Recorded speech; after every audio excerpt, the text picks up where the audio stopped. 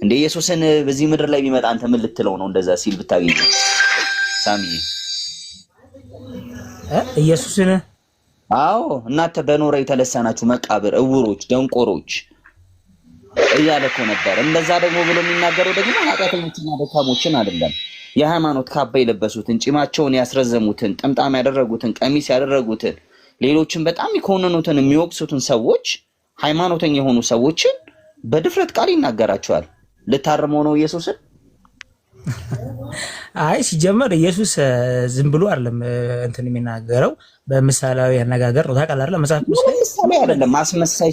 ሳሚ በደንብ ተረጋግተህ ስማ። አብርሽ ልክ ነህ እኮ አንተ። ይኸውልህ አንተ ነገር ልንገርህ፣ ይኸው በምሳሌ የሚናገሩትም አለ። ገብቶሃል? ኢየሱስ ዝም ብሎ እንትን አይልም። ምን ምሳሌ እኮ አይደለም ግልጽ አድርጎ ነው እኮ የነገራቸው። ከነቀሚሳቸው መጥቶ ከነቀሚሳቸው ይነግራቸዋል። ግብዞች ትችትና አንተን እኮ ምንም ለኛ አይጠቅምንም። አሁን አንተ ትችትና ምን ይጠቅማል? እየተቻ አይደለም። እኔም አሁንም ስነግርህ ማለት ነው ይኸው በኃጢአት የደከመ ሰው በተለያየ ድካም ውስጥ ያለ ሰው ለሱ ላዝንለት፣ ልራራለት፣ ልትሸከመው፣ ላቅፈው ረጅም ጉዞ ከሱ ጋር ልሄድ ፍቃደኛ ነኝ። ግን አስመሳይ የሆነ ሰው አየህ፣ አስመሳይ የሆነ ሰው ከባድ ነው። እንዴት የቱ ጋር እንደሚወጋህና እንዴት የቱ ጋር እንደሚጥልህ አታውቅም። ስለዚህ ያንን ሰው ከወዲሁ ሳይቀርብ መግደም ነው ያለብህ፣ መናገር ያለብህ። አብርሽ አንድ ነገር ልንገር። አብርሽ ቆይ ስማኝ፣ አንድ ነገር አንድ ሰው እኔ አሁን ያንተ እውቀት ደረጃ ስላልደረስኩኝ አብርሽ ልክ አይደለም ማለት አልችልም፣ ወይም የእሱን እውቀት ስላልደረስኩኝ እሱ ልክ አይደለም ማለት አልችልም። ምክንያቱም ያን እውቀት ላይ ስደርስ ኦኬ ይሄ ልጅ ልክ ነው ምናምን እላለሁ። ግን አንድ ሰው አንድ ነገር ካልገባው እስከሚገባው ድረስ በቃ ዝም ማለት ነው። ገብቷል? መተቸት፣ እንደዚህ መሳደብ፣ ይሄ ምናምን አግባብ አይደለም። ተረዳኛ አባባሌ? አሳሚ ያስመሰይን ሰው ምን ታደርገዋለህ? ነገርኩህ እኮ መተው ነው። ምን ታደርገዋለህ? ነገር መለየት አለብህ። አንተ ስለምትፈርደው ምንም እኮ አይደለም። አንተም እኮ ገና አላወቅም እኮ አብርሽ። መለየት አለብህ። ሁለት ነገር መለየት አለብህ። አንደኛ በኃጢአት የደከመ ሰው አለ፣ በተለያየ ችግር ውስጥ ያለ ሰው አለ፣ ሳይፈልገው የገባ ሳይመርጠው የገባ ሳይወደው የገባበት ሰው አለ። ያንን ሰው እኔም እንድትናገሩ አልፈልግም፣ ፍቃደኛ አይደለሁም። ለዛ ሰው ማገዝ፣ መርዳት፣ ከዛ የሚወጣበትን አቅጣጫ መንገድ ማሳየት። ይሄ እኮ ሃይማኖተኛ ሰው እኮ ሲመጣ እኮ አውቃለሁ ብሎ ነው እኮ የሚመጣልህ እኮ፣ በጥቅስ ነው እኮ የሚመጣልህ። እንዴ ሲወጋህ ራሱ እኮ በጥቅስ ነው እኮ የሚወጋህ እኮ። ትናንት እኮ እየሰማው ነበረ እኮ። ምንድነው የምንን ነገር ለሪያ አትስጥ፣ ምንድነው እንቆቻችንን በሪያዎች ላይ አንጥልም። ይሄ አማርኛው ምንድነው ብለህ ስታስብ በቃ ይሄ ሌላ ሰው ለመንካትና ለመውጋት ነው። አየህ አንዳንድ ጊዜ የተገኘው ሁሉ ጥቅስ አይጠቀስም፣ የተገኘው ቃል ሁሉ አይነገርም። አሁን ይሄን ነገር የምልህ የኔን ሐሳብ ልጭንብህ የሆነ የኔን አመለካከት ላስቀምጥብህ ብዬ አይደለም ሳሚዬ። በጣም እንድትረዳልኝ የምፈልገው ሃይማኖተኛ ሰው ውስጡ ክፋትና ቅም የሞላበት ሰው፣ ውስጡ ግድያ የሞላበት ሰው፣ ውስጡ ተንኮል የሞላበት ሰው እኔ እንደዚህ አይነት ሰውን መታገስን አልፈልግም፣ እንደግሌ ማለት ነው። ምክንያቱም ያ ሰው ሲመጣ ካንተ እንደሚበልጥ አድርጎ ነው የሚመጣው፣ ካንተ እንደሚሻል አድርጎ ነው የሚመጣው። ምን አድርገህ ታየዋለህ? ሲመጣ ሊያሳልምህ ነው የሚፈልገው። ምንም ብትነግረው አይሰማህም፣ ምንም ብታወራው አይሰማህም። ከዛ እንግል ይመስለኛል ባብዬ የተናገረ ያለው። ገብቶሃል አይደለ? በዛ መስመር ነው እያወራም ያለው። በመጀመሪያ ደረጃ ሰውየው ምን ሊናገር ፈልጎ ነው? እኛ ችግሩ ምን መሰለ ሳሚ፣ ቁጭ አብርሽ እቺ ልናገርና ሰጣለሁ። እቺ ቢቻለ ችግር የለም። አስመሳዮችና እንትኖች ያሉት ክርስቲያኖች ላይ ብቻ ነው በጣም ማለት አይደለም። ይሄን ብቻ አውራኝ አንተ አይደለም። ኦርቶዶክሱ ጋርም አለ፣ ሙስሊሙ ጋርም አለ፣ ፕሮቴስታንቱ ጋርም አለ። አስመሳይ ሰው መወገዝ መነቀፍ አለበት። አስመሳይ ሰው ልኩ መነገር አለበት። ቀድም ግን ያልኩ ነገር አለ። ሰው ልጅ ሲሰማ ሲያዳምጥ ተናጋሪው ለማለት የፈለገውን እንጂ ተናጋሪው ላለማለት የፈለገውን ነገር መስማት የለብህም። አሁን አብዛኞቻችን እዚህ ቁጭ ብለን ባቢ ሊናገር ያልፈለገውን ነገር ነው ጆሮአችን የሚሰማው። ባቢ ሊያስተላልፍ ያልፈለገውን ነገር ነው ሊሰማ የሚፈልገው። የሚገርም ነገር ባቢ የሆነ ሊያንሸራሽር እኮ የሚፈልገው ሊያፈስ የሚፈልገው ነገር እኮ አለ ቱቦ ውስጥ። እኛ ራሳችን የሆነ አሸዋ ጠጠር አድርገን የሚወርደው ነገር ባቢ የሚወርደው ነገር እኮ የተበላሸ ነገር ነው እንላለን። ግን ችግሩ ያለው ማን ጋር ነው? እኛ ጋር ነው። ደፍነነዋል እኛ። ስለዚህ ጥርት አድርገን መስማት አለብን። በቃ ሰውየው ምን ለማለት ፈልገው ነው? ምን ለማውራት ፈልገው? ምን ለማስተላለፍ ፈልገው ነው? ምንድነው ሐሳቡ? ገብቷል አይደለ?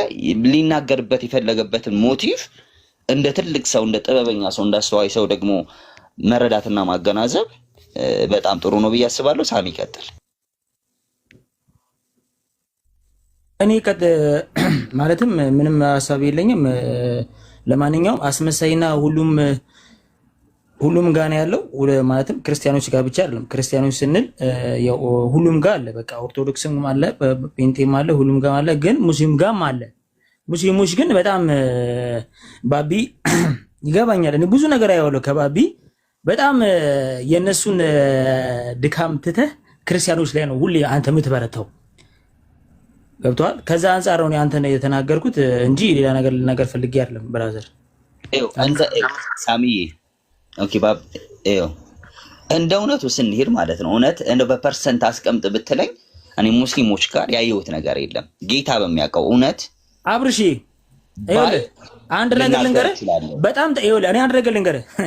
በጣም ጠያቂ ሆነ ብዙ እስልምና ላይ ብዙ እንትን የምትል ከሆነ እስከምትቦለክም ድረስ አለ። ይሄ በጣም ቀላል ነገር ነው። ቁም ነገር ነው ኮሞራለ እኔ አላውቅም። እኔ እሱን እኔም ጠይቄያለሁ።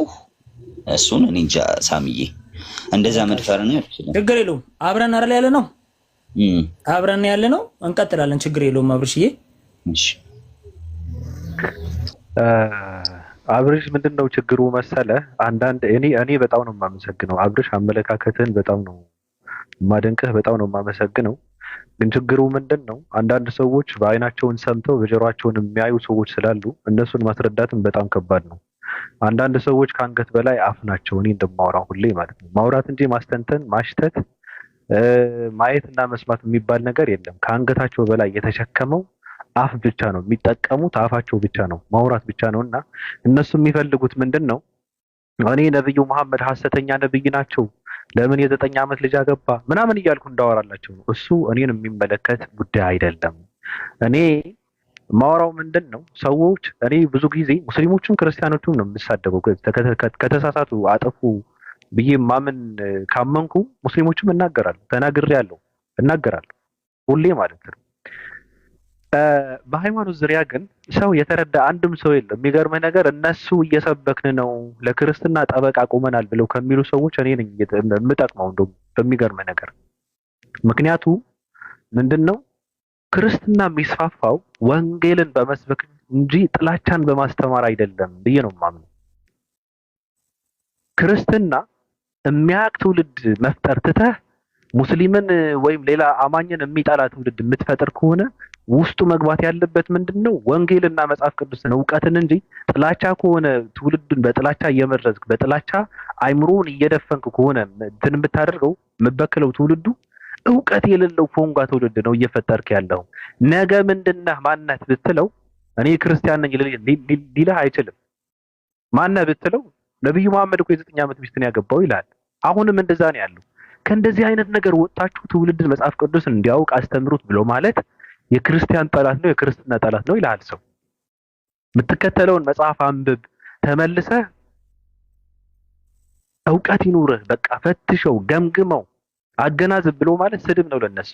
እነሱ ግን ክርስትና መጥቀም ማለት እነሱ የሚረዱት ነብዩ መሐመድ እያነሳክ መሳደብ፣ ሙስሊሞችን እያዋረድክ እያንቋሸሽክ መዋል ምናምን ነው። ይሄ ነው የነሱ ለክርስትና ፍቅር መስጠት ማለት። ትክክለኛ ክርስቲያን የሚባለው ሰው ደግሞ እንደዚህ አይነት ሰው ነው። እኔ ደግሞ አይደለሁም። የራሴ የሆነ አመለካከትም አለ። በአምላክነት ዙሪያ፣ በአምላክ ባህሪ ዙሪያ፣ በአምላክ ስም ዙሪያ፣ በኢየሱስ ክርስቶስ አምላክነት ዙሪያ እኔ የራሴ የሆነ አመለካከት አለኝ። እሱ እኔን ነው የሚመለከተው። የተለያዩ ነገራቶች ናቸው። ስለ ሰዎች ሳወራና እኔ ሐሳቤን ስገልጽ አምላክነት በኢየሱስ ክርስቶስ አምላክነት ዙሪያ በጣም የተለያዩ ነገራቶች ናቸው። እሱን አያይዘው መጥተው አምላክ ይሳደባል፣ ክርስትና ይሳደባል፣ ክርስትና ይጠላል ይላል። ስለምጠላ አይደለም። እሱማ ልጠቅማችሁ ብዬ ነው እንደዛ ብዬ የማወራው ነው። ከእንደዚህ አይነት ጥላቻና ድንቁርና ወጣችሁ ትውልድን መጽሐፍ ቅዱስን አስተምሩ ማለት እናንተን መጥቀም እንጂ መጉዳት አልነበረም። ስለዚህ እናንተን እጠቅማለሁ ብዬ ደግሞ እኔ የማላምንበትን ያልሆነ ነገርን ነው ራሱ ያልሆነ ነገርን አልናገርም። እናንተ የምታምኑበትና የምታራምዱትን ይሄ ነው። ሐሳብ ስለሌላቸው ልጁ ወጣ። በቃ እንደዚህ ነው። ከባድ ነው። ይህ እንግዲህ ያው ይሄን ይመስላል። ያው የሰው ምንድነው መልኩ ዥንጉርጉር ነው። እኔ ውስጥ ያለ አንተ ጋር ላይኖር ይችላል፣ አንተ ውስጥ ደግሞ ያለ እኔ ጋር ላይኖር ይችላል። ሳጠፋ በፍቅር ልታቀናኝ፣ ስታጠፋ በፍቅር ላቀናህ። ዋናው ፍቅር ይበልጣል። በዚህ መንገድ ነው መሄድ ያለብን። መበሻሸቅ፣ መነቋቆርና መጠላላት ምንም አይጠቅመንም። እንዳልከው ትክክል ነው። አንብብ፣ በቃ ክርስቲያኑም መጽሐፍ ቅዱስን ያንብብ፣ ሙስሊሙም ቁርአኑን ያንብብ። እዛ ብንሄድ እጅግ በጣም ጥሩ ነው ብዬ አስባለሁ። እንግዲህ አመሰግናለሁ ባብዬ። ከላይም ያላችሁም ውስጥም ያላችሁም ሁላችሁም ሙስሊም ወንድሞቼ እንዲሁም ክርስቲያን ወንድሞቼ ወዳችኋለሁ። መልካም ቀን፣ መልካም ጊዜ፣ መልካም ውሎ ይሁንላችሁ። እሺ ባብዬ በጣም አመሰግናለሁ። አብሮኝ በሚገባ እሺ አባቴ በጣም አመሰግናለሁ። በጣም ነው የማመሰግነው። መስበክ ከፈለክም በፈለከው ሰዓት መጥተህ አምላክህን እምነትህን መስበክ ትችላለህ። በእኔ ችግር የለብኝም። በጣም ነው የማመሰግነው። እኔም በጣም ነው የማመሰግነው። እሺ ደህና ዋሉልኝ። እሺ ሁላችሁ እሺ በርታ፣ ተባረክ። እሺ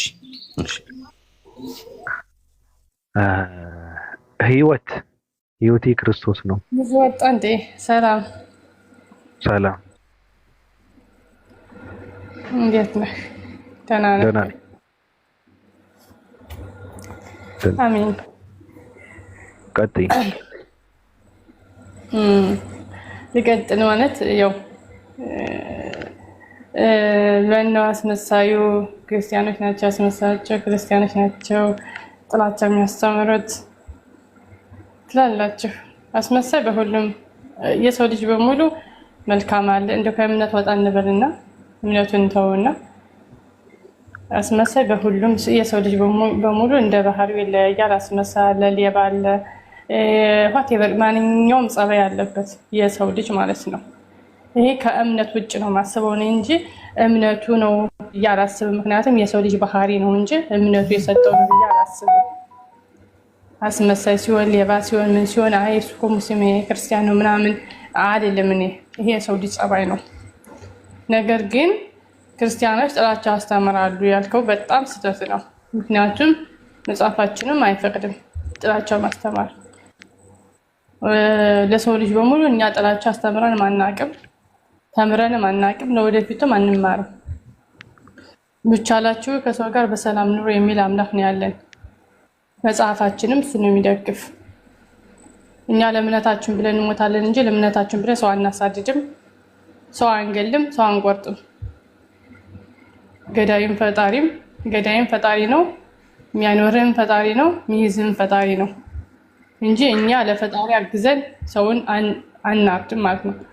ራሱ ኃያል ነውና ጥላቻም አንማርም፣ አናስተምርም፣ አንማርም። ይሄ የውሸት ክስ ነው ለማለት ነው። ከዛ በመቀጠል ደግሞ አንተ የኛ መጽሐፍ እያነሳ ስለ አምላካችን መጠየቅ መብት ነው። ጠይቀ መረዳት መብት ነው። አትጠይቅ አይባልም። ግን በተንቋሸሸ አንደበት በማንቋሸሽ ብዙ ጊዜ እሰማሃለሁ። እንደዚህ ነው እያልክ ትሄድበታለህ። እሱ ጥሩ አይደለም። ይሄ የእምነት መቻቻል ያመጣል ብዬ አላምንም። እውቀት ያለው ሰው መሞገት ነው እንጂ ማንቋሸሽ ተገቢ ነው ብዬ ስለማላምን ማለት ነው። ከዛ በተረፈ ደግሞ በቃ ይሄ ነው ያለኝ ነገር። በቃኝ። ልጠይቅሽ። ለምጠይቀኝ ዘሌዋውያን 24:16 ላይ ያለው ምንድን ነው የሚለው? ያው ዘሌዋውያን ሄደህ ገባህ። አዎ ያንተ እኮ እንጂ ነው ሻምበው ምንድን ነው የሚለው? አይ ከተናገርሽው አንጻር ነው። እኛ አምላክን አገዘን ምናምን አለ። ዘሌዋውያን ብሉይ ኪዳን የተጻፈበትን መንገድ መጀመሪያ ማወቅ አለብህ። ምንድን ነው የተጻፈበትን መንገድ? ዘሌዋውያን እንደዚህ ብሎ ግደሉ ብሏል፣ እንደዚህ ብሏል የምትሉት ነገር ማለት ነው።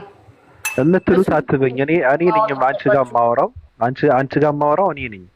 ግን እዛ ጋር እያወራ ያለው ምንድን ነው? አንቺ ምንድን ነው ያልሽው? እኛ ለእምነታችን እንሞታለን እንጂ ለእምነታችን ብለን ሰው አንገልም፣ ሰው አናርድም ምናምን ብለሽ ይሄ እንትን ነው ፖለቲካ አይነት እንትን ሰርተሽ ግን የእግዚአብሔርንም ስም የሚሰድ ፈጽሞ ይገደል ይላል። ማህበሩንም ሁሉ ይውገሩት፣ መጻተኛ ወይም የሀገር ልጅ ቢሆን የእግዚአብሔርን ስም በሰደበ ጊዜ ይገደል አለ። የሚገድሉት ማን ናቸው? ሰዎች አይደሉም? እሱ በብሉይ ኪዳን የተሰጠ ህግ ነው እንጂ አሁን አይደለም። አዲስ ኪዳንና ብሉይ ኪዳን ለየ ተናገር።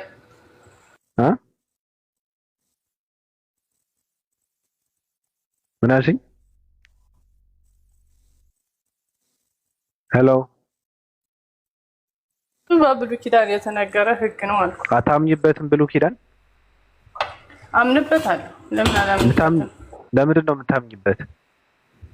አምንበታለሁ። እግዚአብሔር ቃል ስለሆነ የእግዚአብሔር ቃል ስለሆነ የምታምኚው ከሆነ ታዲያ ለማን ነው የተሰጠው ብሉይ ኪዳን? ብሉይ ኪዳን እንዲመሩበት የተሰጠው ለእስራኤል ልጆች ነበረ።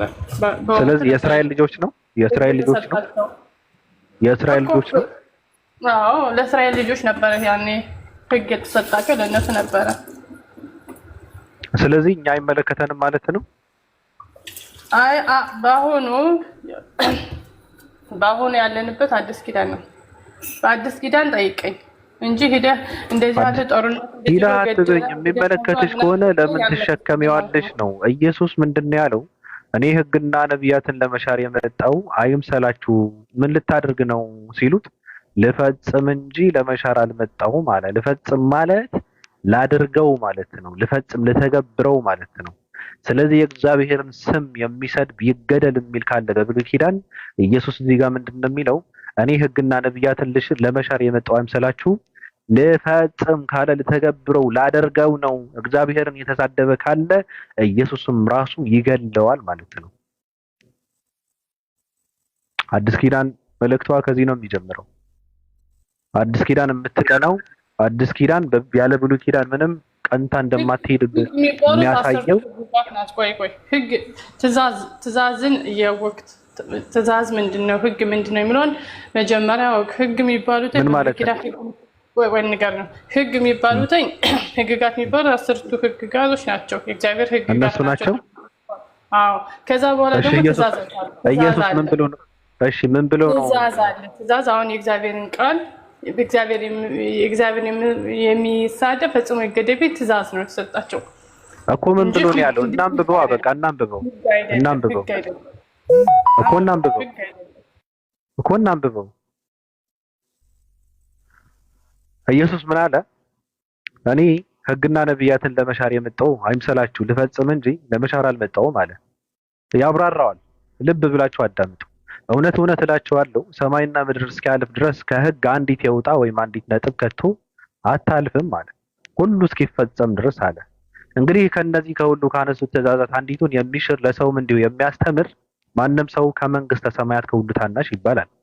የሚያደርግ ግን የሚያስተምርም ማንም ቢሆን እርሱ በመንግስተ ሰማያት ታላቅ ይባላል አለ። እላችኋለሁና ጽድቃችሁ ከጻፎችና ከፈሪሳውያን ጽድቅ ካልበለጠ ወደ መንግስተ ሰማያት ከቶ አትገቡም አለ። ለቀደሙት አትግደል እንደተባለ ሰምታችኋል፣ የገደለም ሁሉ ፍርድ ይገባዋል አለ ኢየሱስ። ስለምንድን ነው የሚያወራው? አትግደል። እኔ ግን ታመጪዋለሽ። እኔ ግን እላቸዋለሁ በወንድሙ ላይ የሚቆጣ ሁሉ ፍርድ ይገባዋል፣ ወንድሙንም ጨርቃም የሚለው ሁሉ የሸንጎ ፍርድ ይገባዋል፣ ደንቆሮ የሚለውም ሁሉ የገሃነም እሳት ፍርድ ይገባዋል አለ። እንግዲህ መባህን በመስሚያው ላይ ብታቀርብ በዚያም ወንድምህ አንዳች በአንተ ላይ እንዳለው ብታስብ በዚያ በመሰዊያው ፊት መባህን ትተህ ሂድ።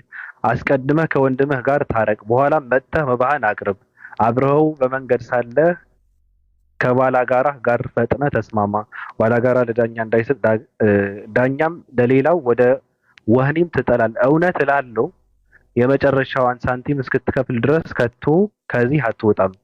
አታመንዝር እንደተባለ ሰምታችኋል። እኔ ግን እላችኋለሁ ወደ ሴት ያየ ሁሉ የተመኛትም ያን ጊዜ በልቡ ከእርሷ ጋር አመንዝረዋልና። ቀኝ ዓይንህም የምታሰናክልህ አውጥተህ ከአንተ ጣላት። ሙሉ ሰውነትህ በገሃነም ከሚጣል ይልቅ ከአካላትህ አንድ ቢጠፋ ይሻላልና አለ። በነገራችን ላይ ያመነ የተጠመቀ ይድናል የሚለውን የሚያፈርስ ጥቅስ ነው ይሄ ራሱ። ለምን የሰው ልጅ ገሃነም እሳት የሚወረወረው በሚሰራው ኃጢአት እንደሆነ ያብራራል እዚህ ጋር። እኛ የዳነው እኛ የምንጸድቀው እኛ መንግስተ ሰማያትን የምንወርሰው በማመንና በመጠመቅ ነው ብሎ ማለት በጣም ስህተት እንደሆነ የሚያሳይ ጥቅስ ነው። ለምን ቀኝ ዓይንህም ብታሰናክልህ አለ አውጥተህ ከአንተ ጣላት አለ። ሙሉ ሰውነትህ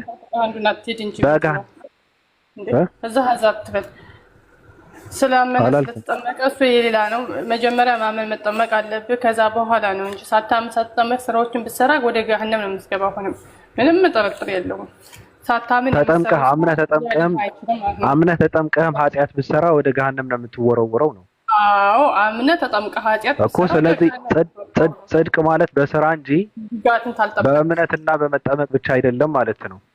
ኖ አንድ ነገር ማሰብ አለብህ። አንድ ሰው ህግ መጀመሪያ ያምናል፣ በፈጣሪ ያምናል። በፈጣሪ ሳታምን መልካም ስራ ብትሰራ፣ አንተ ለምሳሌ በፈጣሪ ባታምን መልካም ስራዎችን ብትሰራ ወደ ገደል ነው የምትወረወረው እንጂ መልካም ስራ ሰርተሃል አትባልም። ምክንያቱም ፈጣሪ እስካላመንክ ድረስ። ነገር ግን ያመነ ጠመቀ ይድናል የሚለው አዎ መጀመሪያ ማመን መጠመቅ አለብህ። ከዛ በኋላ መልካም ስራ የሚቀጥል እንጂ ሳታምን ሳትጠመቅ መልካም ስራ ብትሰራ ወደ ገደል ነው የምትወረወረው እኮ። እኔ አውቃለሁ ሳታምንማ ወደ ማንስ ጥሩ ስራ ትሰራለህ። ግን አምነህም ተጠምቀህም ጥሩ ስራ ብታደርግ ትርጉም የለውም ነው። አምነህ ተጠምቀህ ምን ነው ትርጉም የሌለው? መጥፎ ነገር ብታደርግ ማለት ነው። አምነህ ተጠምቀህ መጥፎ። አዎ ልዩነት የለም። ስለዚህ በስራ ነው ሰው የሚጸድቀው፣ በስራ ነው የሚጸድቀው ሰው።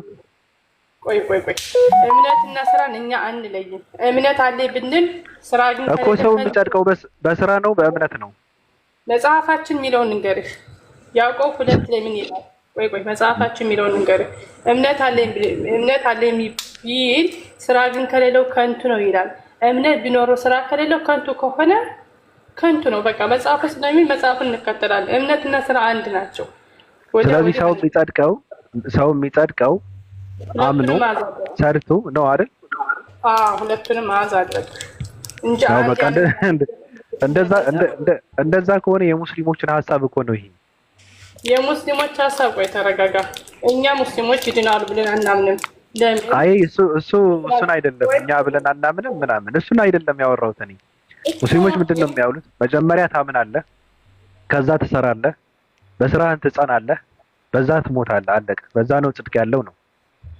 እዚህ ጋር ግን የነበረው ምንድን ነው? ያመነ የተጠመቀ ይድናል የሚለውን ጥቅስ ይዞ የሰው ልጅ የፈለገውን ነገር ቢያደርግም ይጸድቃል የሚሉ ሰዎች አሉ። አይ ካመነ ከተጠቀመ ሰው ኃጢአት አይሰራም ብለው የሚያምኑ ሰዎችም አሉ። ልክ አንቺ እንዳልሽው አሁን ደግሞ ሰው አምኖም ተጠምቆም ስራውንም ማሳመር አለበት ብሎ የሚያምኑ ሰዎችም አሉ። እንደዚህ ብለሽ የምታምኚ ከሆነ ከሙስሊሞቹ የድህነቱ እና የመዳንሽን ጉዳይና ሂደት ከነሱ ጋር እኩል ነው። ምንም የተለየ ነገር የለውም። እኛ እነሱ ጋር የሚለየው እኛ በመጽሐፍ ቅዱስ ነው የምናምነው። መጽሐፍ ቅዱስን የሚለን እንደዛ ነው። ስራ እምነት አለ ቢል ስራ ከሌለው ግን ከንቱ ነው የሞተ ነው ስለሚል ያዕቆብ 2 ማንበብ ትችላለህ። የሞተ ነው ይላል። ስለዚህ እምነትና ስራ አንድ ናቸው። ታምናለህ? ድነሻል? ህይወቴ ድነሻል? አዎ ድኛለሁ። ምንድነው መጥፎ ስራ አሰሪም? መጥፎ ስራ ተሰራው ደግሞ በንስሐ ገብቼ በንስሐ እመለሳለሁ። መጥፎ ስራ አልሰራ ማለት ሰው አይደለም እንዴ? ታልሰራ እና ከምንድን ነው የዳንሽው? እና ለምንድን ያሉት ያለሽ መዳንሽን እኮ የሚታየው እኮ በፍጻሜሽን ነው እንጂ አሁን ላይ መጥፎ ስራ ሰርተሽ ገሃነም የምትወረወሪ ከሆነ ድኛለሁ ማለት አይቻልም። ድኛለሁ አልዳንሽም። የሆነ ሰዓት ላይ ኃጢአት ብትሰሪ ምንድን ነው የምትሆኝ? እንትን ትሆኛለሽ አይደል? ትቀጫለሽ። በኃጢአቴ ባሁን ነገር አስረግጬ ነገር በኃጢአቴ ጠንቼ ከሆነኩኝ አሁን ወደ ገሃነም ነው የምወረወረው። ለስንት ነው የምትቀጫው? አሁን ለምሳሌ አምነሽ ተጠምቀሽ ኃጢአት ብትሰሪ ስንቴ ነው የምትቃጠዩ? መሀሪ ፈጣሪ አለ ንስሐ ገብቼ ይምረኛል። ስንቴ ነው እኮ ንስሐ ካልገባሽ ስንቴ ነው የምትቃጠዩ? ማለት ስንቴ ነው የምትቃጠዩ? አሁን ቅጣቱ ስንቴ ነው በእሳት የምትንከተከችው ማለት ነው? ደግሞ ስንቴ ነው በእሳት የምትቀጠቀጭ የሚል እንዴት ያላስተምረው ነው? እሱን አላውቅም። ጥያቄ እኮ ነው። ወደ ገሃነም እሳት ነው የምገባው አልሽ እኮ። ኃጢአትን ከሰራሽ ወደ ገሃነም እሳት የምትወርጂ ከሆነ ቅጣቱ እንዴት ነው? አሁን እንዴ ትርጉም የለውማ። አሁን አንቺ ኃጢአት ብትሰሪ ዘላለምን እሳት እየተቃጠልሽ ነው የምትኖሪ ማለት ነው። ይኸውልህ እኔ ሲጀመር መሀሪ አምላክ አለኝ ገሃነም እገባለሁ ብዬ አላምንም። ኃጢአት ከሰራሽ እኮ ነው አለ እኮ። ኃጢአት ከሰራ ሰው ገሃነም ይወረወራል አለ እኮ ኢየሱስ። እሱን እኔ አምንበታለሁ። ስራ ከሌለኝ ወደ ገሃነም ነው የምወድቀው ነው። ገባኝ። ስራ ከሌለሽ አሁን ኃጢአት ብትሰሪና ገሃነምን ብትገቢ ለስንት ነው ገሃነም የምትገቢው ነው። ለዘላለም ነው። ምንድን ነው ለስንት ነው ይባላል? ለዘላለም እና የሙስሊሞች ይሻላል። ቆይ ላስረዳሽ፣ ላስይዝሽ፣ ላስጨብጥሽ። እንደው በእውነት አሁን ከባዱ ነገር ምንድን ነው? እስልምና ጋር ያለው ምንድን ነው?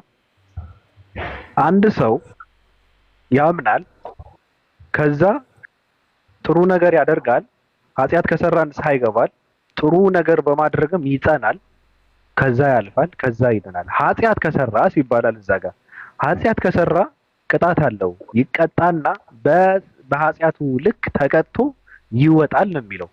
እዚህ ጋር ግን አንድ ሰው ትንሽም ኃጢአት ሰርቶ ቢገባ፣ ለምሳሌ ብዙ ጥሩ ነገር ሰራ፣ በጣም ደግሞ አንድ ከበድ ያለ አንድ ከባድ ኃጢአት ሰራ እና ንስሐ አልገባም፣ ሰው ወደ ሲኦል ይወረወራል፣ ዘላለም እየተንከተከተ ይኖራል ማለት ነው። በእኛ መጽሐፍ እንደዛ ነው የሚለው። የኃጢአት ትንሽ ትልቅ የለውም ይላል። ኃጢአት ትንሽ ነው፣ ኃጢአት ትልቅ ነው፣ በፈጣሪ ዘንድ አንድ ነው። ቆይ ንገርህ፣ በእኛ ነው እንጂ በእኛ ዘንድ ነው እንጂ ትንሽ ትልቅ በሰው የሚታየን፣ በፈጣሪ ዘንድ መልካም ያልሆኑ በሙሉ ሰው ማማት ራሱ ኃጢአት ነው። ከትልቅ ኃጢአትማ ነው ግን እኩል ነው። ሰው መግደልና ሰው መሳደብ እኩል ነው። እኩል ነው፣ በፈጣሪ ዘንድ እኩል ነው። መሰለህ መስደብም ሆነ ማሰደብ፣ ሰው ማስገደል፣ ኤኒቲንግ ማንኛውም ኃጢአቶች በፈጣሪ ዘንድ እኩል ነው። ምክንያቱም ፈጣሪ እንደ ሰው አይደለም። ይሄ ትንሽ ነው ይሄ ትልቅ ነው አይደለም የሚያስተውለው። አንተ መልካም ፈጣሪ በፈጠረ ፍጥረት ነህ፣ በመልካም መንገድ መኖር አለብህ። ካኖርክ ግን ኃጢአት ትንሽ ትልቅ የለውም። ነገር ግን በንስሐ የምትመለሳለህ። እኛ በኃጢአታችን ጸንተን እንኖራለን አንልም። መሐሪ አምላክ ካለን ይመረን ብለን እናምናለን። ስለዚህ እህቴ በኢየሱስ ክርስቶስ ልክ ነሽ። ወንድሙንም ጨርቃም የሚለው ሁሉ የሸንጎ ፍርድ ይገባዋል፣ ደንቆሮ የሚለውም ሁሉ የገሃነም እሳት ፍርድ ይገባዋል አለ። አሁን ሰዎች አንድ ኢትዮጵያዊ አንተ ደንቆሮ የሚሉ ሰዎች ንስሐ ሳይገቡ ከሞቱ ሲኦል ናቸው ማለት ነው። ይገባሉ። አይ አባባሉ ይለያያል። አምልጡ ጋይስ፣ አምልጡ። በሆነ 665 የሰው እጥረት አለና 665 አምልጡ ተሳዳቢዎች። እንደው ደንቆሮ ብቻ ሳይሆን እናተ እንደዚህ ላድርጋት እያላችሁ የምትሳደቡ ሰዎች እኔ ጋር ተስፋ አለ። አምልጡ። ትቃጠላለህ፣ ትንከተከታለህ፣ የፈርዖን ጫማ ጠራጊ ነው የምትሆነው እየተባልክ ነው። አምልጡ፣ ውጡ። በቃ ክርስቲያን ሲጀምር በኃጢአቱ ጸንቶ ይኖራል ብዬ አላምንም። ምክንያቱም ክርስቲያን ነው፣ ንስሐ ይገባል፣ በንስሐ ይመለሳል። እንደዛ ነው እንጂ ንስሐ ካልገባስ አይሰራም አይባልም። ሰው ሁሉ ኃጢአት አይሰራም አይባልም እኮ። ንስሐ ካልገባስ መኪና ቢገጨውስ ትንብሎት ቢያርፍስ ሲኦል ይገባል። በየቀኑ አንድ ነገር ስትሰራ ፈጣሪን ይቅር በለኝ ብለህ ዛሬ አታስብ ብለህ ትገባለህ። እሱ ነው። በእውነት በጣም ከባድ ነው። በቃ ተስፋ የለውም። በቃ ትንሽዬ አንተ ደንቆሮ ብለህ ብትሳደብ አንድ ሰው በቃ ሲኦልን ትወረወራለህ። ምክንያቱም እየተሳደብክ መኪና ቢገጭህ ንስሐ ካልገባ ማለት ነው። ይሄ ንስሐ መግባት የሚባለው ነገር ሰው እርሳቸው ሲረግፍ ነው። ኢትዮጵያኖች እውነቱን እናውራ ከተባለ ሞት ሰው ልጅ የሚሞተው አልተሳደብኩም። እኔ አልተሳደብኩም።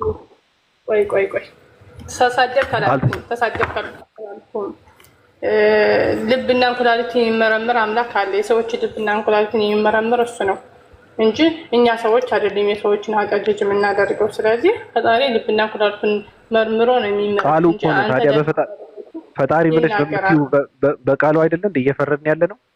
ደንቆሮ ብሎ ወንድሙን የሚሳደብ ገሃነም እሳት ፍርድ ይገባዋል ካለ ደንቆሮ የሚሉ ሰዎች ደግሞ ነፍ ናቸው። ስለዚህ ሲኦል እየተወረወሩ ነው።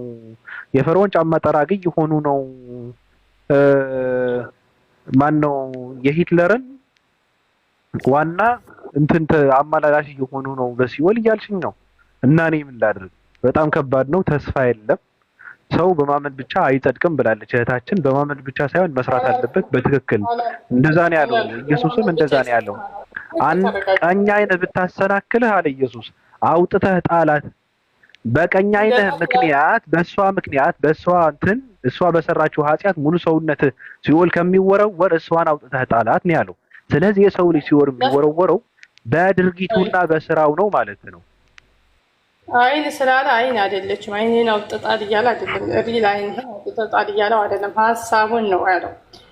አንድ አይን ብታሰናክል አንድ አይን አውጥተጣላት ሲለው ምንድነው ሀሳቡን ነው እንጂ ሐሳብ ነው። አይን ያለው ሐሳብ ነው። ትርጉሙን አስረዳኝ አይደለም እንደ መጽሐፍ ባለቤት እሱ ባለቤት ማን እንደሆነ ግድ የለሽም። እሺ እንያት እስኪ ጥቅሷ ቀኝ አይን ብታሰናክልህ አለ። እቺ ሐሳብ ነች። አውጥተህ ካንተ ጣላት አለ። ሙሉ ሰውነትህ በገሃነም ከሚጣል ይልቅ ከአካላትህ አንድ ቢጠፋ ይሻላልና አለ። የትኛዋ ነው ከአካላትህ አንድ ቢጠፋ ይሻላል የሚለው? እኮ አይን ስላለ አይን አይደለም ክርስቶስ አብዛኛው እኮ ከአካላትህ እኮ አለ እኮ ከአካላትህ አንድ ቢጠፋ ይሻላል አለ እኮ። በምሳሌ ነው አብዛኛው የሚያስተምረው እኮ ምሳሌ ምን አይነት ምሳሌ ነው? ምን አይነት ምሳሌ? ሙሉ ሰውነትህ ሲኦል ከሚገባ አለ ከአካል አንድ ቢጠፋ ይሻላልና አለ። አካሉ ምንድነው? ሰው ነገርኩ እኮ ሐሳቡን ነው። ምን አገናኘው? ከየት አምጥተሽ እችን ላጲስ፣ እችን ፖለቲካ፣ እችን ተረትርት፣ እችን ትርክት፣ እችን ሸቀጣ ልትሸቅጡት እኔ በጣም ይገርምኝ። ምሳሌያዊ አነጋገር ነው።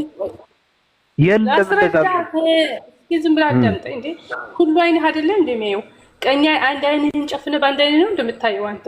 እስኪ አንዷን ሴት ስታያት አይ ቀኝህን በቀኝ ታያለህ በግራህ ነው የማታያት። አይኔ እኮ ሁለቱ አይኖች እኮ ያያሉ፣ ቀኝም ግራህም እኮ ያያሉ። ያኔ ማለት አንድ አይነት ተጨፍኖ በአንድ አይነት ነው ያያት ነው ልትለኝ ነው? አንድ አይንን ጨፍነሃል፣ በአንድ አይነት ነው ያያት ነው ማለት ነው? አንድ አይንን አውጥጣላት ሲል ምን ማለት ነው? አካልህ ነው እያለ ያለው አካልህ ነው። እኔ ምን አገባኝ? አካልህ ነው እያለ ያለው መጀመሪያ ተረጋ። ይኸውልህ አንድ አይነት ሲል በአንድ አይነት ነው ወይ ያያት? እንግዲህ በአንድ አይነት ብቻ ነው ያያት። እሱ ነው የሚያውቀው። እንዴት ያዩ እንደነበረው የሚያውቀው እሱ ነው። እኔ ግን እዚህ ጋር እኮ የምታውቂው ሌላ ፖለቲክ ምንድን ነው ፍልስፍና ጨምረሽ ሳይሆን ምሳሌያዊ አነጋገር ነው ምናምን ሳይሆን ስሚ፣ ሰውነትህ በገሃነም ከሚጣል ይልቅ ከአካላት አንድ ቢጠፋ ይሻላል አለ። ከምን ሲል ማለት ነው አልኩሽ። መጀመሪያ አንድ አይን ሲል ምን ማለት ነው አልኩሽ። አንድ አይን ከአካላትህ አንድ ቢጠፋ ይሻላል አለ። እሱን መልሽልኝ በእናትሽ። በአንድ አይነት ብቻ ነው ያጃት ሴቷን ስታይ፣ በአንድ አይነት ነው በሁለት አይነት ነው በሙሉ አይነት ነው የምታያት? እሱ ያለው እሱ ሰውነትህ በገሃነም ከሚጣል ከአካላት አንድ ቢጠፋ ይሻላል አለ። ምኑን ነው የሚጠፋው? አታያዩን ተዛሬ እስከ አነጋገሩን መጀመሪያ አነጋገሩን አታያዩን እወቅና ከዛ መልስልኝ። ኧረ መልሽ አንቺ። ከአካላት አንድ አካል ቢጠፋ ይሻላል ምን ማለት ነው? እኔ አይደለሁም ማለት የሰራሁት። ይኸውልህ በሀሳብ ነው። ከሀሳብህ አውጥተህ ጣላት ነው ያለው። በቃ አንተ እሷን አግኝተህ ሙሉ ከምትሆነው እሷን አጥተህ ብትኖር ይሻላል ነው ያለው እንጂ አካልክ ወይም ይሄን በጭቀጣል ምናምን እያለው አይደለም። ሀሳቡን ነው የተናገረው። እሺ በሀሳብ እሺ፣ አይን ሀሳብ ከተባለ ግራና ቀኝ የተባለው ሀሳብ ምንድን ነው? ይኸውልህ እሷን አግኝተህ ደስተኛ ከምትሆነው እሷን አጥተህ እየነገርኩሽ ነው፣ እየጠየኩሽ ነው። ግራና ቀኝ የተባለው ሀሳብ አይን ማለት ሀሳብ ከሆነ ግራና ቀኝ የተባለው ሀሳብ ምንድን ነው? ግራና ቀኝ የተባለው ሀሳብ ምንድን ነው ማለት ምን ማለት ነው? በሀሳብህ ማለት ነው አልሽ። እሱ እያወራ ያለው ቀኝ ግራ እያለ ነው እያወራ ያለው። ቀኝ ብሎ ማለቱ ምን የትኛው ግራና ቀኝ በአስተሳሰብ ግራና ቀኝ የሚባሉት የአስተሳሰብ አይነቶች ምንና ምን ናቸው? ግራ ማለት ግራ ነው። ግራ ስታስብ ግራ ነው። ግራ ማለት መጥፎ ነው አይደል? ግራ መጥፎ ነው፣ ቀኝ ደግሞ መልካም ነገር ነው አይደል? እና እዚህ ጋር እኮ የሚለው ቀኝ አይንህን ነው የሚለው። በጥሩ አመለካከት እንዴት ሰው ሊሰናከል ይችላል? እንደዛ ከሆነ ግራ ጥፋት ከሆነ ኃጢአት ከሆነ ክፉ ሀሳብ ከሆነ ዲያብሎሳዊ አመለካከት ከሆነ ቀኝ ደግሞ በቃ ጥሩ አመለካከት ከሆነ እንዴት ኢየሱስ ክርስቶስ ቀኝ አይንህ ልታሰናክልህ ትችላለች ብሎ አለ? አንብበው መጀመሪያ ጥቅም ሙሉን አንብበው ምን እንደሚል አንብበው። ቀኝ አይንህ ብታሰናክልህ አውጥተህ ከአንተ ጣላት። ሙሉ ሰውነትህ በገሃነም ከሚጣል ይልቅ ከአካላት አንድ ቢጠፋ ይሻላልና አለ። መጀመሪያ አንብበው ጥቅሱን። እያነበብኩ እኮ ነው። ቀኝ አይንህን ብታሰናክልህ አውጥተህ ከአንተ ጣላት። ሙሉ ሰውነትህ በገሃነም ከሚጣል ይልቅ ከአካላት አንድ ቢጠፋ ይሻላልና። ቀኝ እጅህም ብታሰናክልህ ቆርጠህ ከአንተ ጣላት። ሙሉ ሰውነትህ በገሃነም ከሚጣል ይልቅ ከአካላት አንድ ቢጠፋ ይሻላልና እያለ ስለ ዓይንም ስለ እጅም ነው እያወራ ያለው። ውረጅ፣ እውቀት የለሽም። ውረጅ አንቺ ውልክፍ፣ እውቀት የለሽም። ምን ትመስላለች የሆነች አሮጊት። አንቺ ጋር ያወራሁትን ቆጭኛ ይታባት ስታስጠላ። እናንተ የመጽሐፍ ቅዱስ ጠበቃ ስትሆኑ እኔ ደሜን ነው የሚፈላው። እናንተን እየረሸኑ ነበር ሲኦልን መወርወር። ይታባት። ይሄ እኮ ነው ክርስትና ሰብካለሁ ብሎ የመጣው ትውልድ። ምን ትመስላለች ስታስጠላ፣ ራሱ ድምጿ ሲደብር፣ ራሱ የሌለ ነገር ከራሱ አምጥታ ትተረጉመዋለች።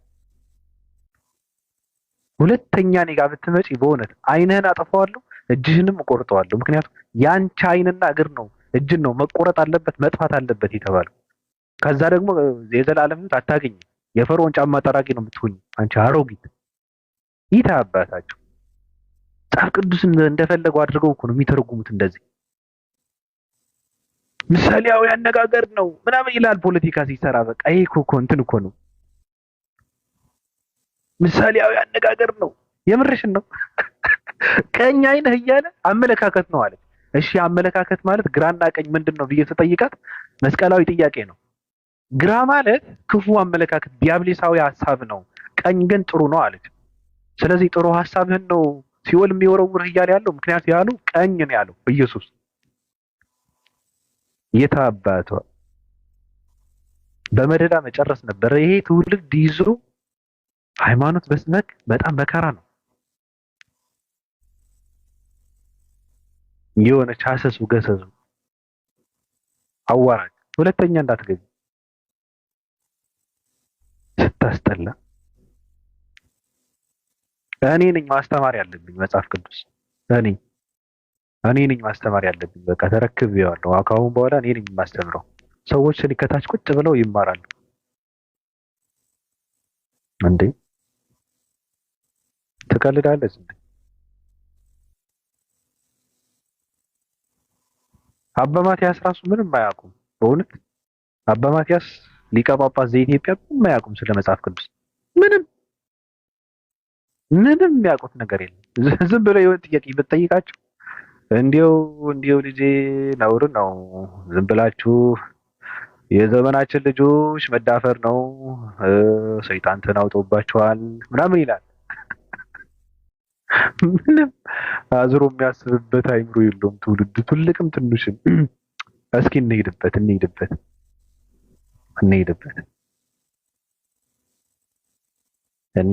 ዮሐንስ ወንጌል ነው የሚመቸኝ እኔ።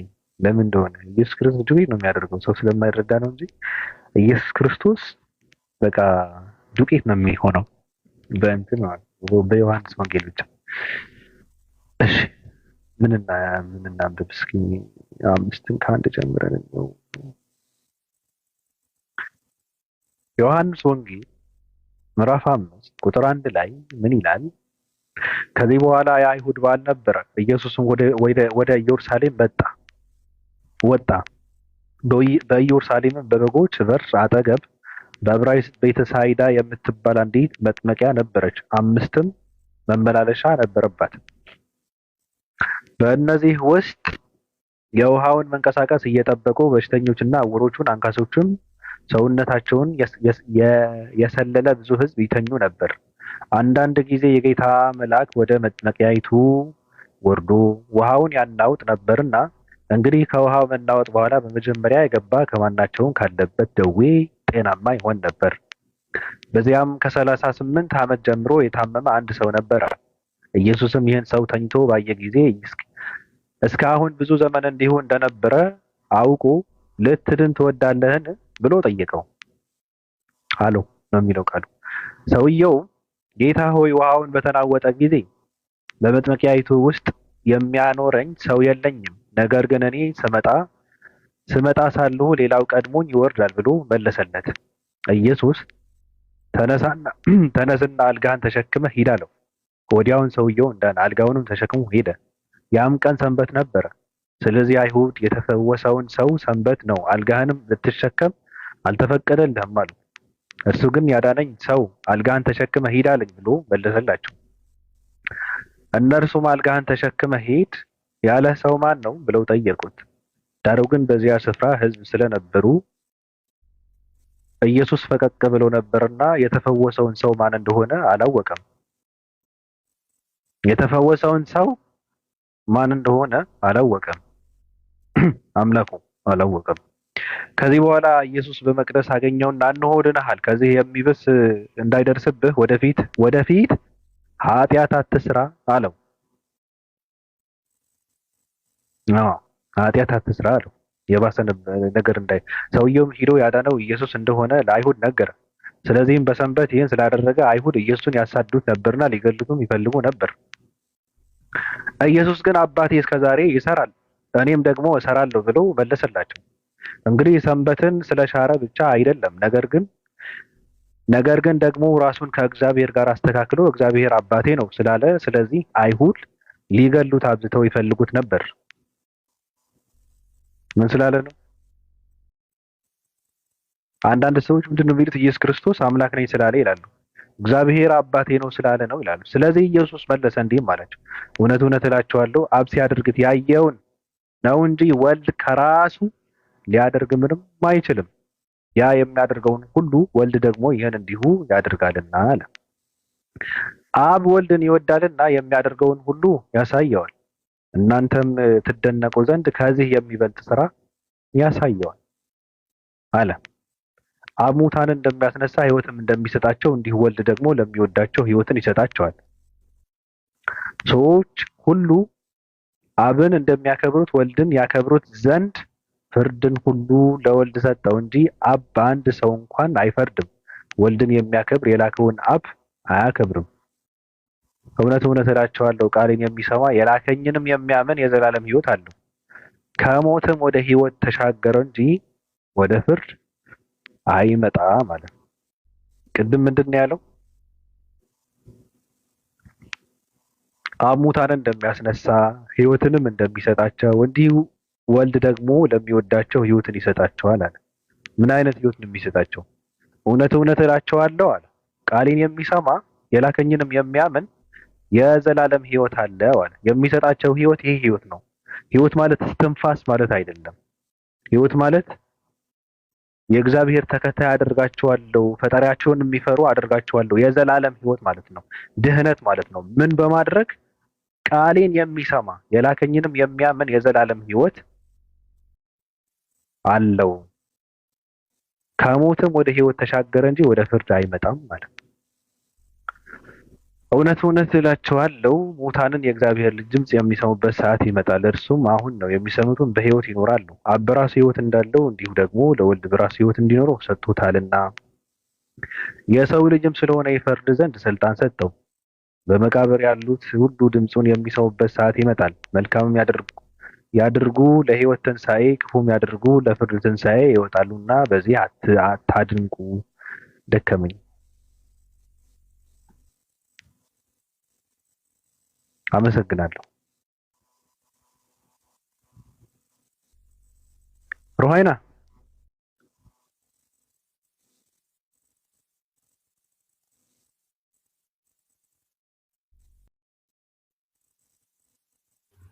ሰላም ባቢ፣ እንዴት ነህ?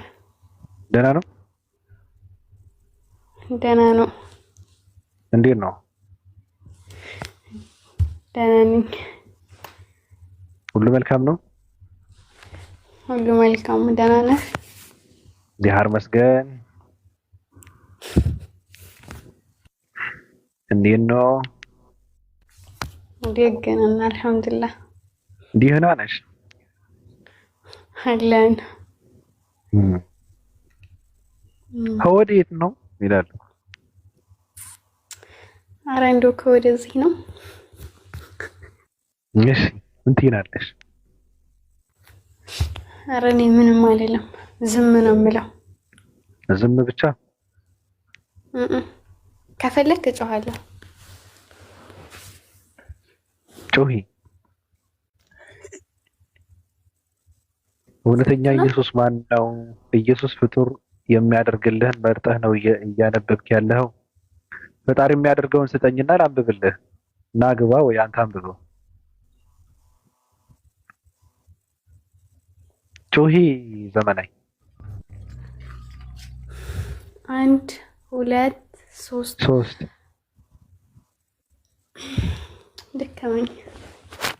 ደከመሽ? እሺ የምትይው እስኪ ቆይ አንዴ ነው እኔና አንቺ በኋላ ነው መርመስመስ ያለብን። ግድ የለሽም እውነተኛ ሰላም ነው። እንዴት ነው? ደህና ነው እግዚአብሔር ይመስገን። እሺ ቀጥል። ሀሳብህ ምንድን ነው? ሀሳቤ ምንድነው? አንተ አሁን ኢየሱስ ራሱ ስለ አብ እየመሰከረ ያለው ነገር ብቻ ጠቅሰክ እሱን ፍጡር የሚያደርግልህን ነገር ብቻ ነው የመረጥከው። ፍጡር የሚያደርግልህን ነገር እኔ በጣም የሚገርመኝ ነገር እኔ የጻፍኩትን አይደለም። እኔ ሳነብ የነበረው ዮሐንስ ወንጌል ነው። ሌላ ላንብብ? እሺ ዮሐንስ ወንጌል እስኪ ሌላ ላንብብልህ። እሺ እንደው ሌላ ላንብብ እኮ እኔ ላንብብልህ። አንተ ስለነበርኩ ደግሞ እኔ ላንብብ ደስ እንዲልህ ብዬ ነው። ሌላ ጊዜ ያው ስታነብ ራሱን ፈጣሪ የሚያደርግበትንም ጥቅሶች ጠቃቅሳቸው። እውነትን ለመግለጽ ከሆነ አላማክ እንደዛ ብታደርግ አሪፍ ነው። እውነትን ለመግለጽ እኮ ኢየሱስ ፈጣሪ የሚያደርግበት ምንም ነገር የለም። ኢየሱስ ክርስቶስ ሰው እንደሆነ ነው የማምነው እኔ። የሚያደርግበት ብለህ ያልከው ነው የምታምነው። መጽሐፉ አያምንም። አሁን አንተ ያምናል እንጂ ለምን አያምንም? ለምን አያምንም? ሰውም ፈጣሪም እንደሆነ ነው የሚያምነው። አንተ ሰው ምንድነው ሰው ፈጣሪ? ምን ማለት ነው? ሰውም ፈጣሪም ነው? ሰው ማለት ከሰው የተወለደ፣ አምላክ ማለት ደግሞ ከአምላክ የተወለደ ማለት ነው። ስለዚህ ከሰው ስለተወለደ ሰው ነው፣ ከአምላክም ስለተወለደ አምላክ ነው ማለት ነው። ሁለቱም። ስለዚህ ሰው ከሰው መወለዱን ብቻ አይተህ የሰውነቱን ብቻ እያወራ ፍጡር ነው ካልክ በቃ ተበልተሃል ማለት ነው። ምንም አልበላም። ኢየሱስ ክርስቶስ ፍጡር እንጂ ፈጣሪ አይደለም ወንድሜ እኮ። አሁን ፍጡር ብለህ የምጠቅሰው ግን ባይብልን ነው። ባይብሉ ግን ፈጣሪ መሆኑን ይነግርሃል። ስለዚህ እሱ ፈጣሪም ፍጡርም ነው እያልክ ነው አንተ? አዎ። አይ ፈጣሪም ፍጡር ማለቴ አሁን አንተ ፍጡር ነው ብዬ የምለው ያለምንም እኔ ፍጡር ነው አይደለም የምለው ሰው ነው የምልህ እኮ። ሰው ፍጡር ነው እንዴ? ፍጡር አይደለም እሱ ፍጡር ነው። እኔ ምንም ጥቅስ መጥቀስ አያስፈልግም። ሰው ነው ግን ፍጡር አይደለም። እኔ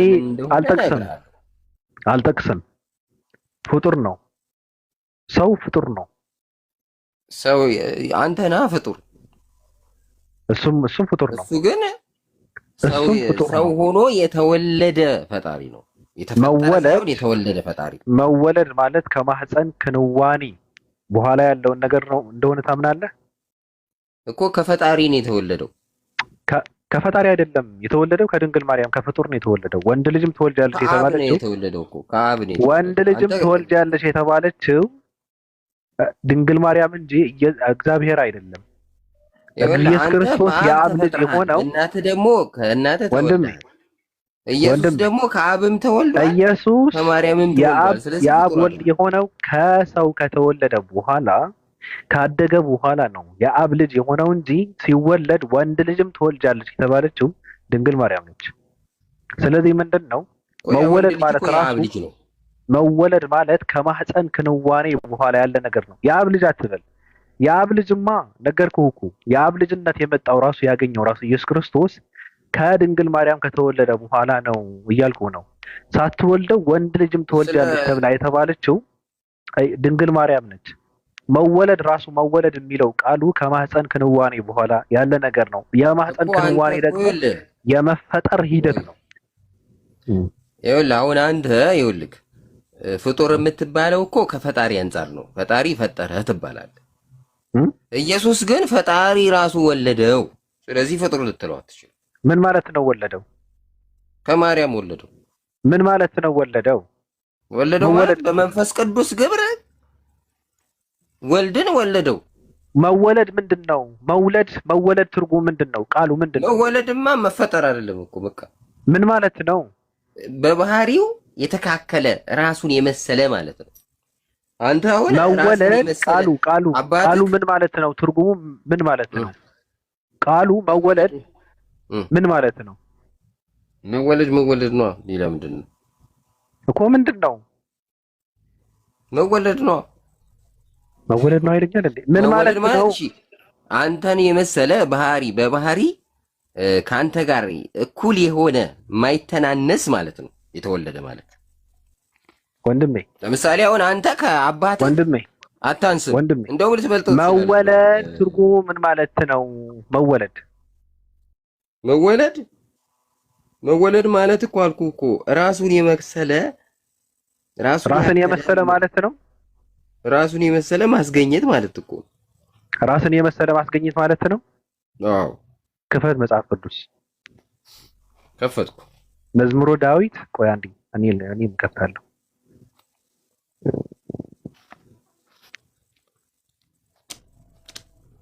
ወይ ቪዲዮ መክፈት ትችላለህ? ቪዲዮ መክፈት አይመቸኝም። አይመችም? እሺ መዝሙረ ዳዊት 92 ላይ ያለው ምንድን ነው? እንትን ለመግለጽ ነው። መጽሐፉን እንዳነብልህ ነው ከፍቼ። ኧረ መወለድ ማለት አንተ አንድ አካል ራሱን የመሰለ እሱን የሚተካከል መውለድ ማለት ነው አልክ አይደል? አዎ። እሺ ምን ማለት ነው? ምን ማለት ነው? ዳዊት ነገርከኝ። 92 ቁጥር 2 ላይ ያለው ምን ማለት ነው? የመወለድ ትርጉም እንደዛ ከሆነ ምን ማለት ነው? እሺ ምን ይላል? መዝሙር 90 እኮ አንብበው አንተ ምን ይላል? እሺ ላንብበው። መዝሙር 90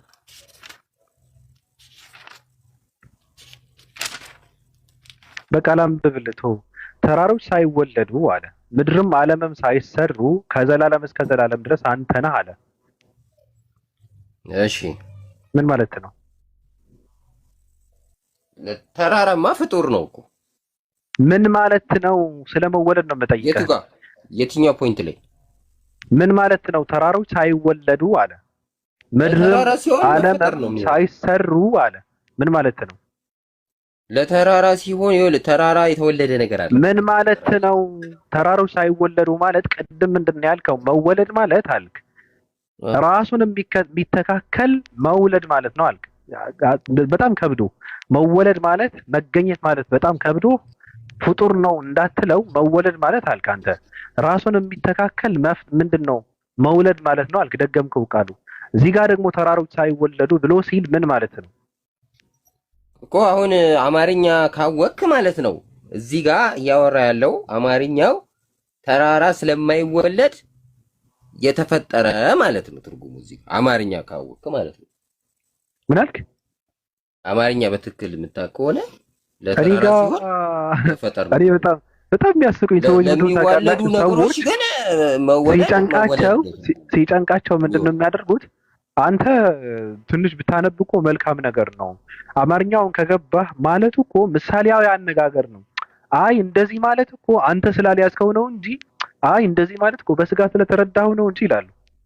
መወለድ ማለት ራሱን የሚተካከል መውለድ ማለት ከሆነ ተራሮች ሳይወለዱ ማለት ምን ማለት ነው?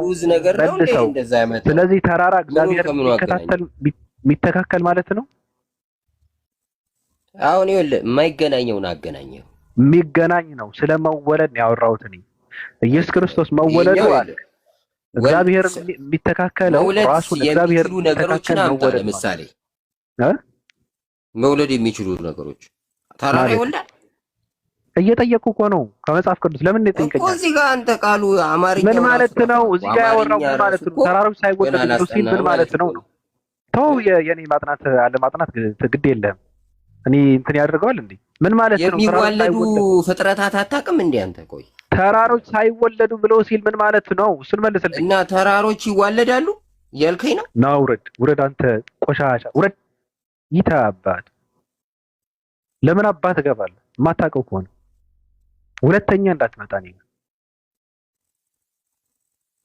ፖንዳላ እና ተራሮች ይወልዳሉ ማለት ነው ይለኛል።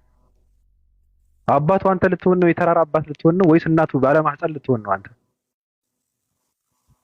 እንከፍ የማታውቀውን ዝም ብለህ ትቀደዳለህ እንዴ? ምን አባቱ ይመስላል? በቃ ኢየሱስ ክርስቶስ ከአብ አልተወለደም። የተወለደው ከድንግል ማርያም ነው። ወንድ ልጅም ትወልጃለሽ የተባለችው ድንግል ማርያም ነች።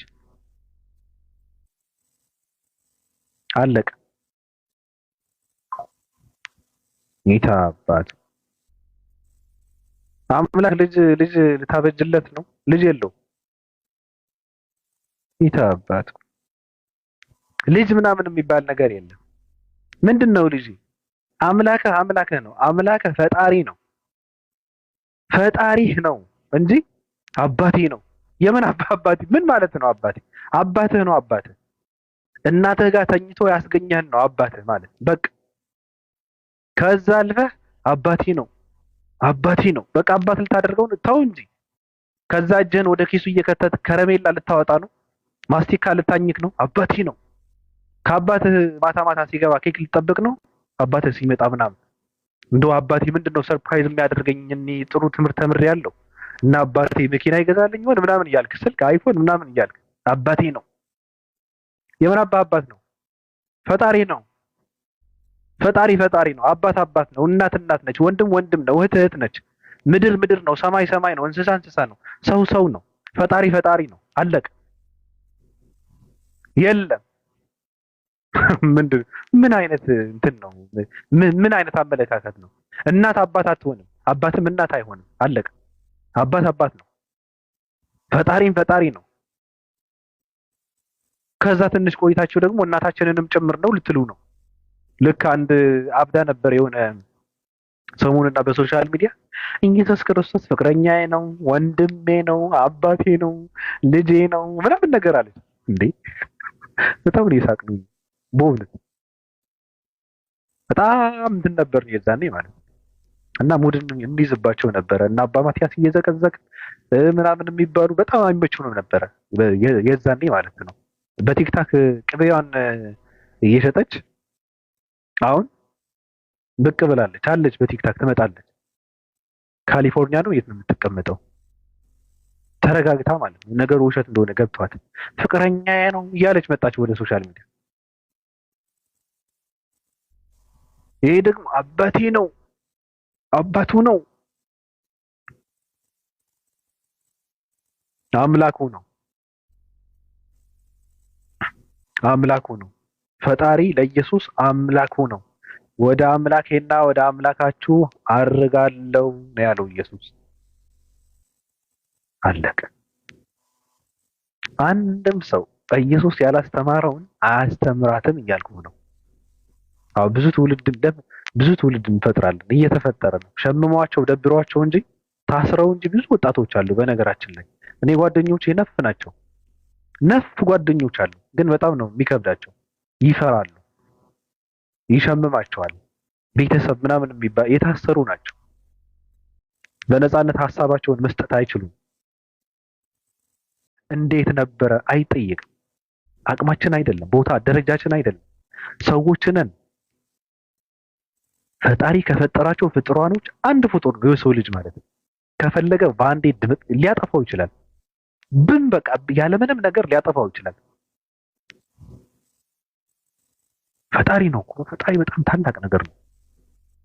ፈጣሪ ሰማይና ምድርን የፈጠረ አምላክ እኮ ነው። በጣም ተአምር እኮ ነው ያለው። ፀሐይን በመመልከት እኮ መረዳት ይቻላል የፈጣሪን ታላቅነት። እኔ በጣም ነው የምገረመው። ፀሐይ ከምድር በብዙ ነው፣ በጣም በብዙ እጥፍ ነው የምታድገው። እኔ ሳስበው አንዳንዴ ይጨንቀኛል እና አንዳንዴ መለስ ብዬ ሰማይና ምድር ከመፈጠሩ በፊት ምናምን እላለሁና ደንግጬ ነው የምመለሰው። በሆነ ደንግጬ ማለት ነው።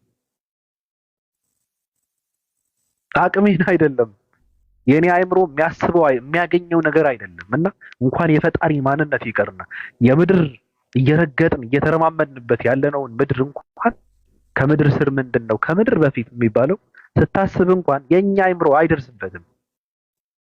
እንኳን የፈጣሪ ማንነት ይቀርና ፈጣሪ ታላቅ ነው። ፈጣሪ በጣም ታላቅ ነው። ፈጣሪ ድንቅ ነው። እንደዚህ በማለቴም የሱ ክብር ላይ ምንም አይጨምርም። ምንም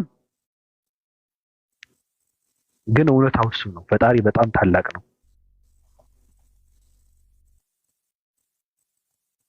አባቴ ነው ፈጣሪና አባቴ ነው እያለ ይመጣል። ፈጣሪ ነው። ፈጣሪ ነው።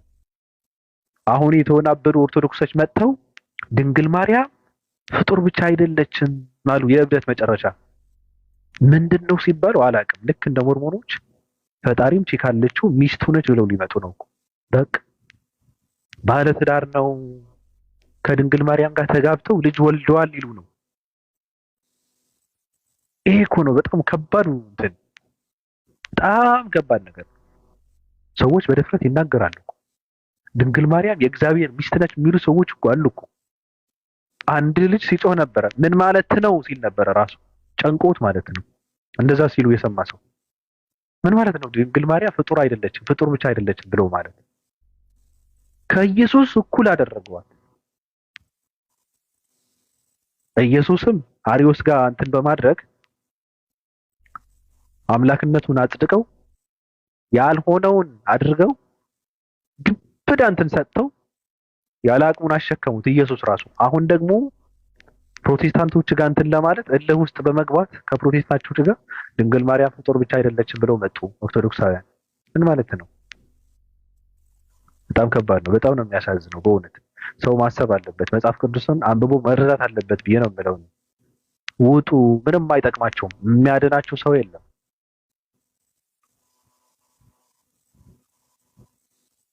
የተንሸዋረረ አምልኮ አትፈጽሙ ለምለው ቅዱሳን እኔ በጣም አመሰግናለሁ። ብዙ ነው ያወራሁት። ብዙ ማውራት ደግሞ በጣም ያደክማል። ቁም ነገር ማብዛትም በጣም ከባድ ነው። ሰይጣን ይቀየማል። ሰይጣን ከተቀየመ ደግሞ በጣም ከባድ ነው። ምክንያቱም ከነሱ ወሬ የሚያመላልሰው እሱ ነው። እነሱ የሚያደርጉት እነሱ የሰይጣን ካድሬዎች ስለሆኑ፣ የሰይጣን አገልጋዮች ስለሆኑ፣ የሰይጣን የዲያብሎስ ደቀ መዝሙሮች ስለሆኑ ስለነሱ የሚነግረኝ ሰይጣን ነው። እነሱ የካህን ሸርሙጦች ናቸው ይለኛል። እነሱ የፈርዖን ጫማ ጠራጊዎች ናቸው ይለኛል። በነገራችን ላይ አባ ጳውሊ የሚባሉ አንድ የኦርቶዶክስ አባት ጻድቅ አባት ናቸውና ከግብፅ ሀገር በ30 አንበሳና በ30 ነብር እየተንሳፈፉ ነው ወደ ኢትዮጵያ የመጡት ይላል። እና እርሶ ሰውዬ ከሰይጣን ጋር ተነጋግረው ሰይጣን እንዴት አድርጎ የሰው ልጆችን እንደሚያሳስት ነገራቸው ይላል። አይ ኦርቶዶክስ አንተ ሰይጣን ነው ይሉታል። ይላቸዋል። እንዴት አድርገህ ነው ሽማግሌዎችን የምታሳስተው ብለው ይጠይቁታል። የምሬን እኮ ነው። እናነበዋለን አንድ ቀን እንደዚህ አድርጌ ነው ይላል ሰይጣን። ልጆቹንስ ብለው ይጠይቁታል አባት። እንደዚህ ነዋ ይላል። ሴቶቹንስ ይላሉ። በትክክል እንደዛ ነው የሚለው። ሴቶቹንማ እንደዚህ አድርጌ ነው ይላል። ይዘረዝረዋል። ቁጭ ብሎ ሰይጣን ጋር ያወራል ማለት ነው። ቆሻሻ ኦርቶዶክስ የምትባል ደግሞ እኔ እንዴት እንደተጨማለቀ በጣም የድራገን ምልክት የሰይጣን ለነገሩ ቆንጆ ነው ይባላል። መልኩን የሚያውቀው ማን አለ? ግን በቃ የጥቁር ምናምን ስዕል እንትን ነው፣ እንደዛ ነገር ነው። ይሄ የርኩስ መንፈስ ምናምን የሚባለው የለም፣ በሱ ነው የጨቀየችው። ይታ አባቷ መቼም እንትን አትልም፣ አጸዳ ሃይማኖት ይሁን በጣም ነው የሚገርም። ኢሉሚናት ይሁን ምን እንደሆነ አይታወቅም። ለማንኛውም እስኪ ዝም ብለን ትንሽ ገቡና ሰላም ተባብለን ተጨባብጠን እንለያይ እስኪ ቅዱሳኖች።